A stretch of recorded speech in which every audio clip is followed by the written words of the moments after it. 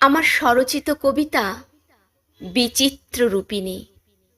কণ্ঠে আমি সুপ্রীতি রায়।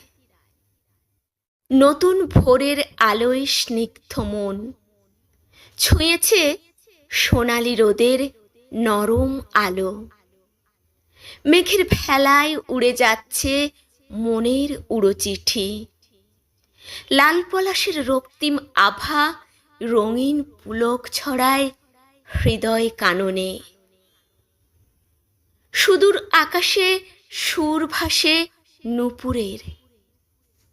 কৃষ্ণচূড়া যেন ফুলডোরে বেঁধেছে গোধূলির বেলাকে।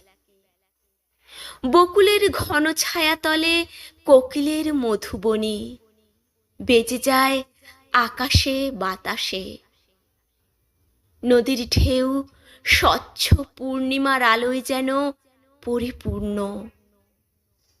অধীর চঞ্চল মন ডুব দেয় এই অসীম পৃথিবীর মাঝে।